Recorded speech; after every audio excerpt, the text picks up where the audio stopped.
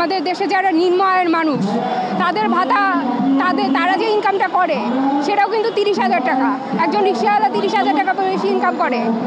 আমরা এখানে আজকে আমাদের ভাতা বৃদ্ধির জন্য আসছি। এখানে আমাদের 25,000 টাকা করে ভাতা দেওয়া হতো, তারপরে বাড়িয়ে 30,000 করা হয়েছে। আপনারা চিন্তা করেন, আমাদের দেশে যারা নিম্ন আয়ের মানুষ তাদের ভাতা তারা যে ইনকামটা করে সেটাও কিন্তু 30,000 টাকা।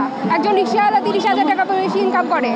একজন যে রাস্তায় বাদাম বিক্রি করতেছে সে 30,000 টাকার বেশি ইনকাম করতেছে।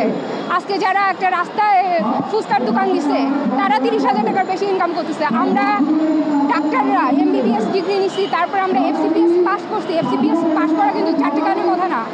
MBBS যারা পাস করে তারা সারা বাংলাদেশের সবচেয়ে মেধাবী স্টুডেন্ট।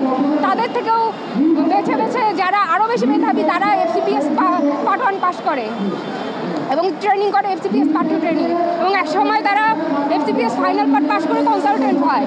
এই প্রক্রিয়ার মধ্যে দিয়ে আমরা যাই।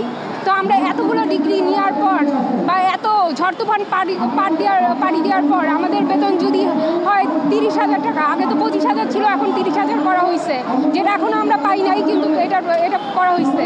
এই 30,000 টাকা যদি আমাদের বেতন হয় তাহলে পরে আমরা কিভাবে চলবো? আর একটা আজকের বাজারে 30,000 টাকা দিয়ে কোনোদিন কোনো সংসার চালানো সম্ভব না। আর আমাদের সমমানের ডাক্তারদের বেতন সারা পৃথিবীতে এশিয়ার মধ্যে কোথাও আমাদের সমমানের ডাক্তারদের বেতন 30,000 টাকা আসতে নাকি আপনারা দেখেন।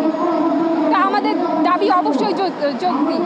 তা আমরা এখানে দাবি করছি যে আমাদের 50,000 টাকা ভাতা বৃদ্ধি করে 50,000 টাকা দেওয়া হোক। তাহলে আমরা রাজপথ ছেড়ে দেবো এবং আমরা আমাদের কর্মস্থলে ফেরত যাবো। আমরা চাই না আমাদের দেশের মানুষের কোনো ভোগান্তি হোক। আমরা যে আজকে রাজপথে আসছি আমরা এই জিনিসটা চাই না। আমরা আমাদের পেটের দায়ে এখানে আসছি। আমরা চাই আমাদের দেশের মানুষের সেবা দিতে। তো আপনারা সেই সুযোগ আমাদের করে দিবেন এবং আমাদের কর্মস্থলে পৌঁছানোর ব্যবস্থা করে দিবেন। এটা আপনাদের কাছে আমাদের দাবি। আপনারা একটা রাস্তা করতে, একটা কালভার্ট করতে, কত কিছু করতে অনেক টাকা কিন্তু বিনিয়োগ করা হয়। স্বাস্থ্য খাতেও অনেক টাকা বিনিয়োগ হচ্ছে। আপনারা দুর্নীতি করেও অনেক টাকা ইনকাম করতেছেন। আমাদের 50,000 ভাতা দিলে দেশের কোনো ক্ষতি হয়ে যাবে না, বরঞ্চ দেশের মানুষ একটা ভালো স্বাস্থ্যসেবা পাবে। আপনারা আমি এটাই চাবো যে আপনারা আমাদের 50,000 টাকা ভাতা দেন এবং আমরা আমাদের কর্মস্থলে ফিরে যাই। রাজপথ আমাদের জায়গা না। আমাদের কাজ হচ্ছে জনগণের সেবা দেওয়া এবং সেটা যাতে আমরা দিতে পারি সেই ব্যবস্থা